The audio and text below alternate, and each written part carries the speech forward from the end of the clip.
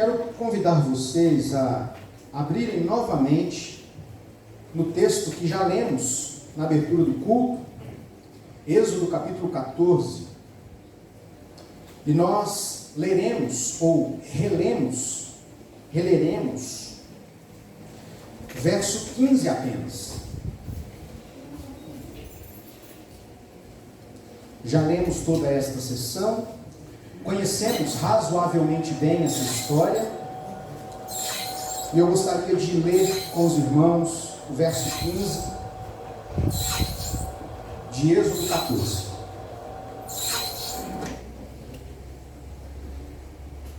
A passagem pelo meio do mar. Disse o Senhor a Moisés: por que clamas a mim? Dize aos filhos de Israel que marchem. Disse o Senhor a Moisés: por que clamas a mim? Dize aos filhos de Israel que marchem. Vamos orar. Querido Deus, nós te agradecemos pelo privilégio de termos a Tua Palavra. E nessa hora pedimos a iluminação do Teu Espírito na compreensão desse texto e na aplicação do mesmo às nossas vidas.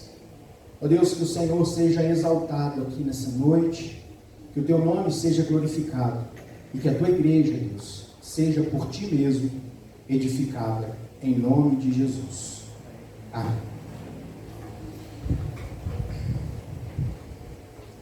Existem momentos da nossa vida, etapas da nossa jornada, em que nós temos muito mais perguntas do que respostas.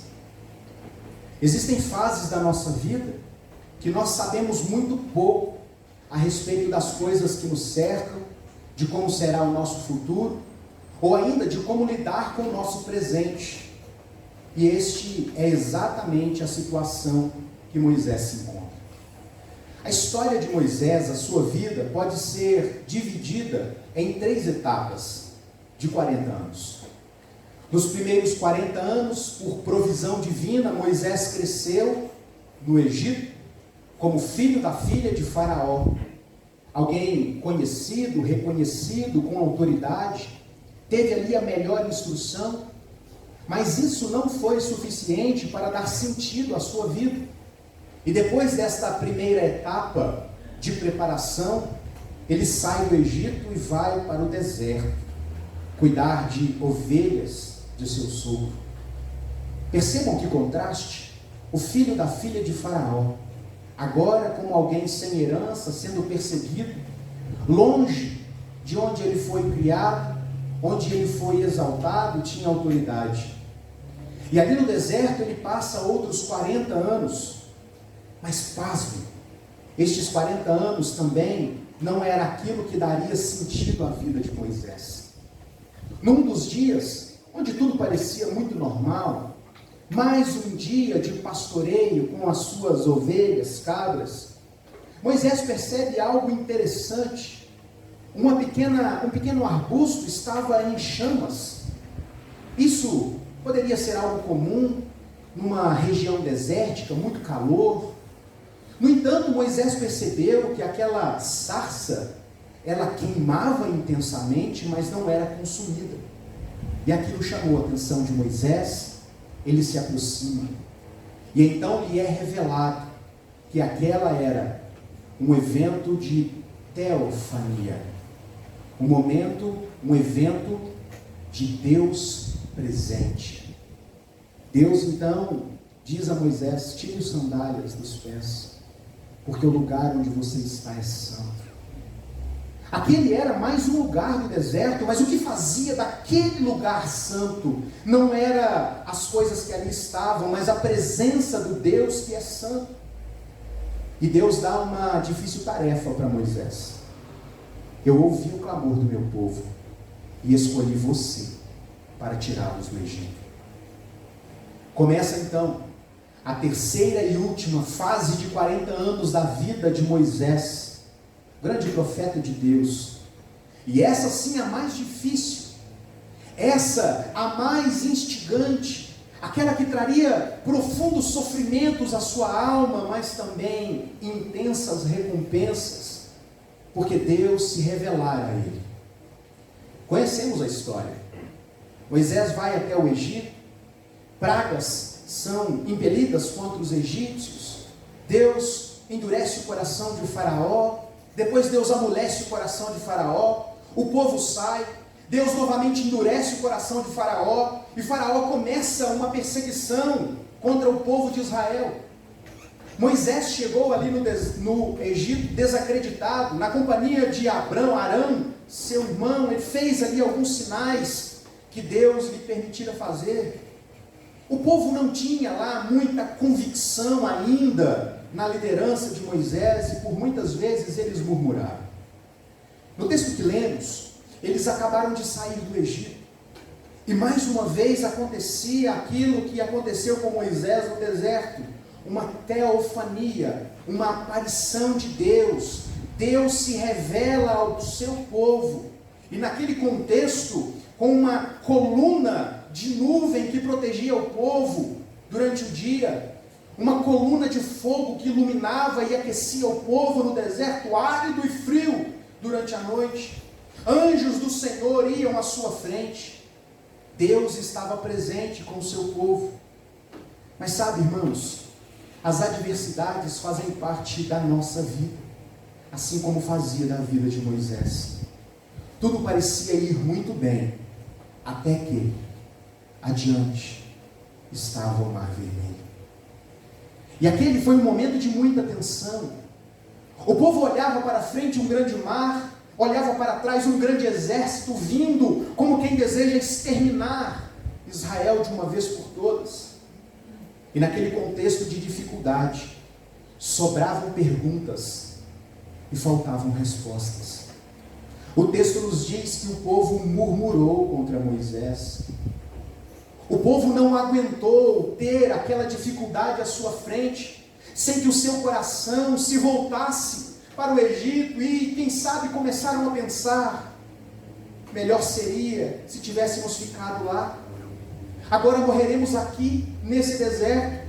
Talvez foi por isso que o Senhor nos tirou de lá, para nos matar neste lugar. E naquele contexto de decisões difíceis, Moisés se achega ao Senhor. Não temos relato de como Moisés se dirige a Deus, quais foram as palavras que ele utilizou, como ele pediu a intervenção de Deus, mas nós temos aqui o registro da resposta de Deus, que nos ajuda a compreender muito a respeito da nossa própria caminhada, de como nós podemos enfrentar os mares que sobrevêm sobre a nossa vida, as dificuldades que nós enfrentamos ao longo dela. A resposta de Deus foi tão somente: por que clamas a mim? Diga ao povo que marche. Deus faz uma pergunta a Moisés para responder a sua inquietação, como alguém que deseja dizer a Moisés: como assim, Moisés? Eu não te disse que tiraria o povo? Eu não disse que levaria o meu povo para a terra que eu preparei para eles? Por que agora você está inquieto no seu coração? Porque a dúvida agora começa a imperar no momento tão crucial da sua caminhada? Simplesmente diga ao povo que marche. Irmãos, a vida pastoral é um privilégio. É um privilégio porque nós somos cuidados por Deus todos os dias no cuidado da igreja. Quando nós pensamos em pastorear, somos pelo nosso Supremo Pastor pastoreado, e isso é um grande privilégio de Deus. Grandes ensinamentos, em situações difíceis, complexas às vezes, que envolvem atenção, e por que não dizer tensão, mas isso é um grande privilégio que tenho para mim na minha vida. Mas sabe, irmãos, às vezes nos sentimos enquanto liderança como Moisés, repletos de questionamentos. Por que não isso? Por que não fazer aquilo? Por que não tomar determinada atitude? Por que tomou determinada atitude? Por que as coisas são assim e não assado? Sobram-nos questionamentos e às vezes faltam-nos respostas. Não conseguimos oferecer respostas satisfatórias de bate-pronto para todos os questionamentos da vida de todas as pessoas. E pode ser que isso em algum momento seja frustrante, mas não deveria ser. Porque sabe, irmãos, é certo que todos nós passamos por dilemas assim, na nossa vida, e pense você no seu trabalho, as dificuldades que você enfrenta na sua atividade profissional, as lutas que você enfrenta ou pode enfrentar, quem sabe já enfrentou, no seu relacionamento conjugal, na educação dos seus filhos. Sobram-nos questionamentos e faltam-nos respostas a respeito daquilo que nós devemos fazer ou deixar de fazer. E quando penso na trajetória da igreja, na responsabilidade que temos enquanto liderança, de conduzir o povo de Deus, no tempo em que estamos à frente da comunidade, às vezes, bate-nos este sentimento: e agora, Senhor? O que fazer? Para onde ir? Lendo esse texto, algo ficou muito claro para mim. Diga ao povo que marche. Diga ao povo que caminhe. Diga ao povo que retome. Diga ao povo que recomece. Porque eu sou teu Deus. Teofania, Deus presente, não se resumiu aos feitos do Êxodo, mas nos alcança hoje. Porque embora a gente não ande pela rua com sarça pegando fogo, manifestação extraordinária de Deus em eventos naturais, nós temos a ação do próprio Deus no nosso coração. E por que então, irmãos, nós podemos de fato afirmar ou nos utilizar desta frase de Moisés, de Deus a Moisés? Por 3 razões específicas que consigo observar nesta fase da caminhada de Israel. Nós podemos continuar caminhando, avançando, apesar das dificuldades, porque Deus sempre cumpre as suas promessas. Deus, Ele é sempre um Deus presente.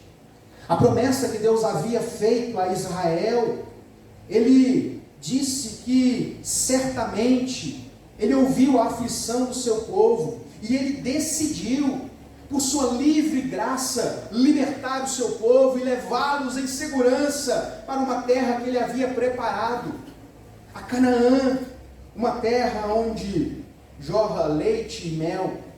Êxodo capítulo 3, versos 7 e 8.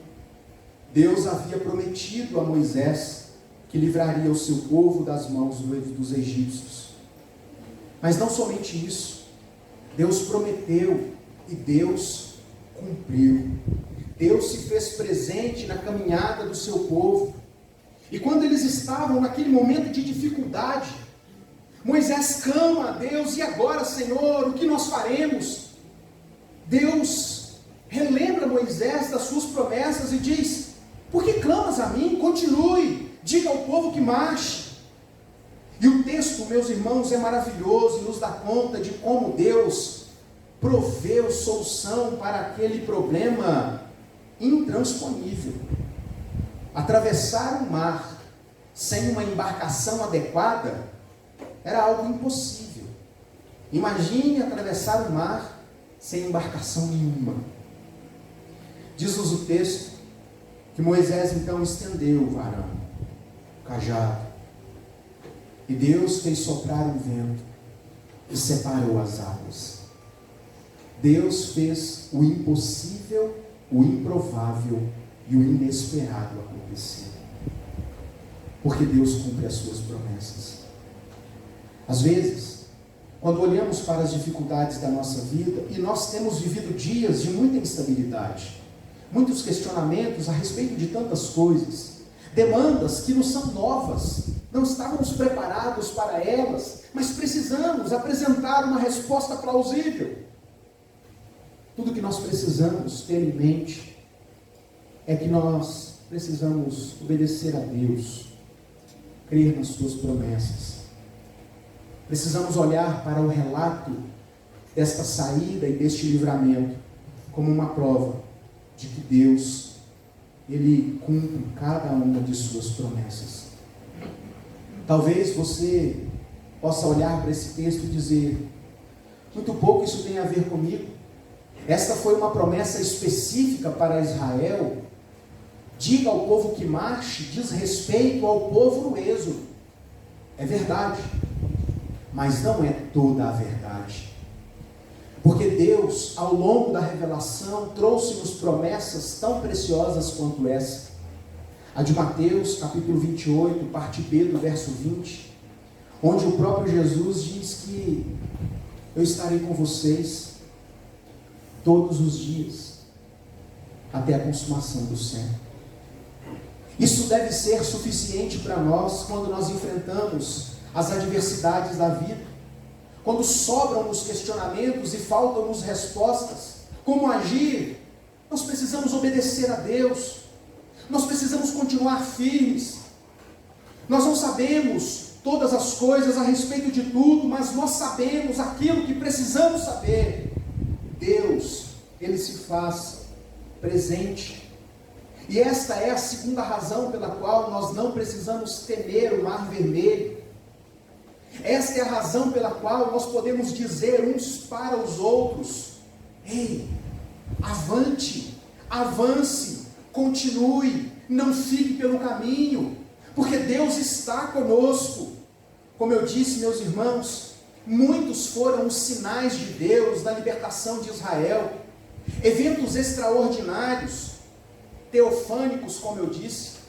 Essa expressão teológica é, na verdade, a junção de dois termos gregos, theos e phanei, que significam Deus presente, ou a presença de Deus sendo manifesta por fenômenos da natureza de forma grandiosa, presenças angelicais. Todas estas coisas davam conta da presença de Deus. Israel não tinha motivo para murmuração, porque embora o Mar Vermelho fosse uma realidade, embora o exército do Egito fosse uma realidade, era igualmente real a presença de Deus em todo aquele mover. E esta era a razão pela qual o povo não precisava temer o Mar Vermelho. Às vezes, a nossa vida se resume entre deserto e mar, como a caminhada de Israel. O deserto é conhecido como um lugar árido de pouca vida, de difícil subsistência, manutenção. E a nossa vida é como um deserto, onde nós caminhamos enfrentando N dificuldades. E considerando um estado normal, seria muito difícil alguém conseguir sobreviver 40 anos caminhando, sem direção aparente. Mas aquele povo sobreviveu. A última etapa da caminhada, da jornada de Moisés, foi aquela que deu sentido à sua vida, porque materializou o seu chamado. O improvável acontece, as roupas não se desgastam, mananciais de água pura brotavam, rochas forneciam água, o pão descia do céu, codornizes apareciam ali, o veneno das víboras não tinha um efeito sobre o povo, e aquele amontoado de trabalhadores rurais, que eram o povo de Israel, venceram batalhas épicas, porque teofânei, Deus estava presente.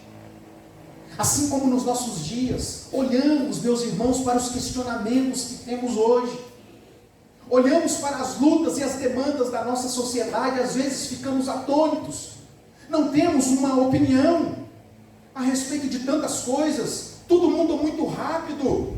Como ser cristãos verdadeiros num tempo de tanta instabilidade? Parece que a gente não pode confiar nem nas autoridades eclesiásticas que admiramos. A cada dia que passa, descobrimos escândalos, esquemas de corrupção dentro e fora da igreja, e muitas vezes ficamos nos perguntando: e agora, Senhor, para onde ir? Diga ao povo que marche. Paulo resume um pouco esta ideia quando ele diz: esquecendo-me das coisas que para trás ficam.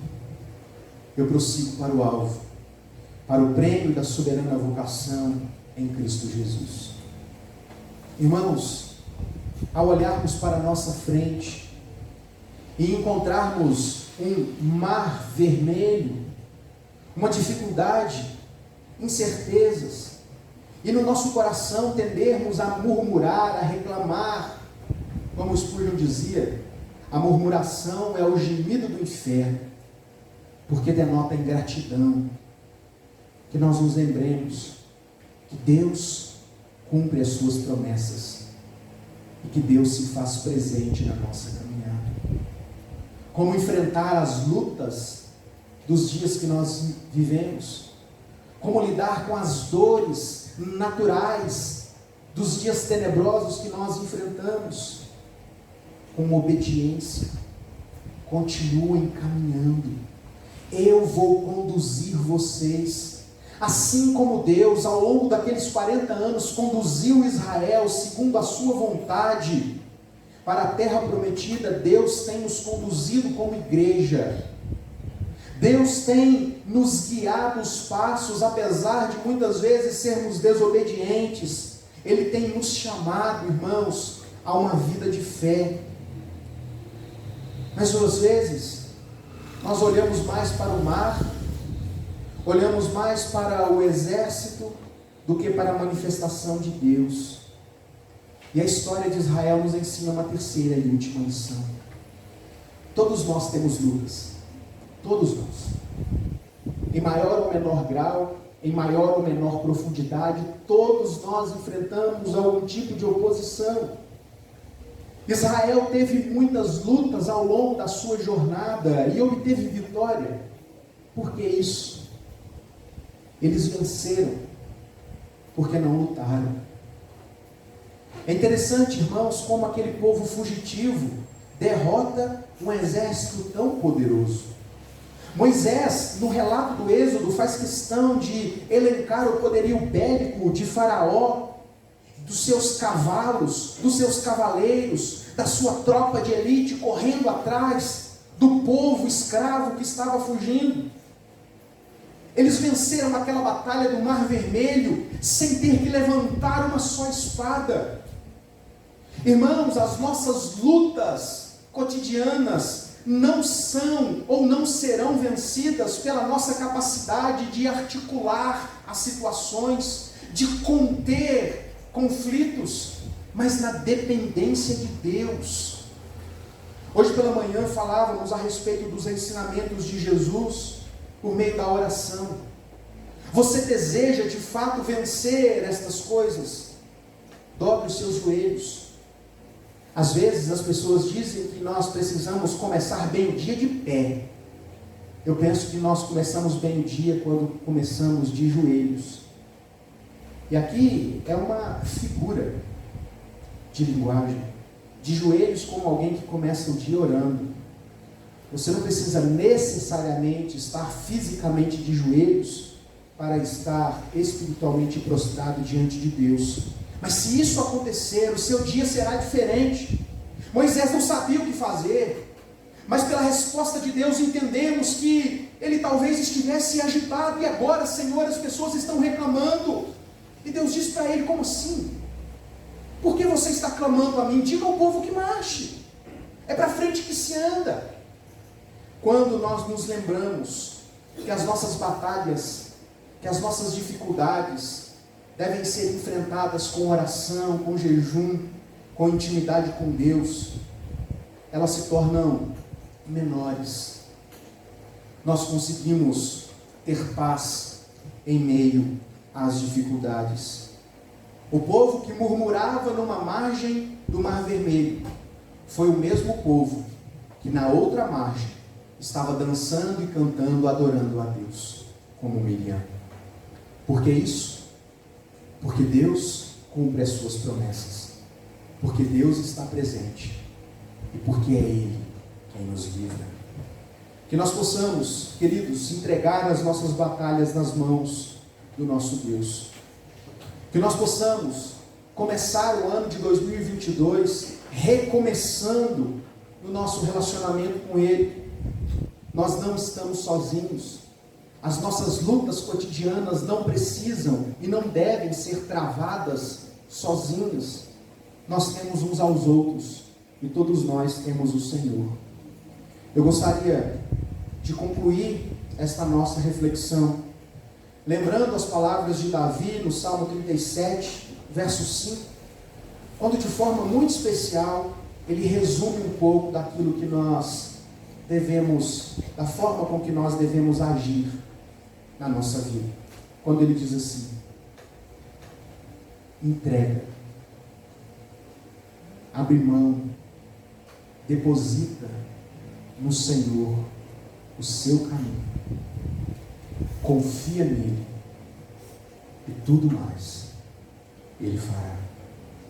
Que Deus nos ajude a entregarmos o mar vermelho que muitas vezes temos enfrentado, que está à nossa frente. Que Deus nos ajude a entregarmos o nosso exército egípcio que está na retaguarda, confiando que Ele é um Deus que se faz presente, cumpre as suas promessas e que provê para os seus filhos libertação. Possamos confiar nele a nossa vida. Por isso nós oramos. Querido Deus, nós te agradecemos, Pai. Te louvamos porque o Senhor é o mesmo ontem, o é hoje e assim o será para todos sempre. Obrigado porque o Senhor é um Deus que cumpre as suas promessas.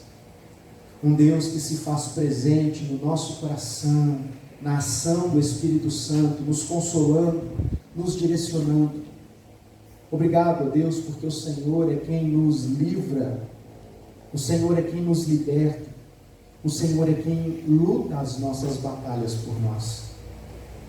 Permita-nos, Deus, entregarmos ao Senhor a nossa vida, as nossas dificuldades, as nossas lutas, crendo de todo o nosso coração que tudo aquilo que nós precisarmos do Senhor, nós receberemos.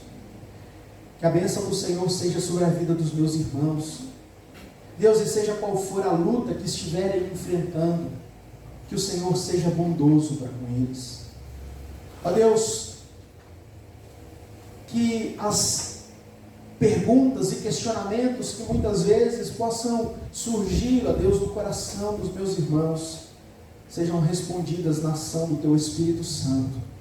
E que em meio, ó Deus, às adversidades, às lutas, o Senhor nos conceda a paz em Cristo Jesus. Amém.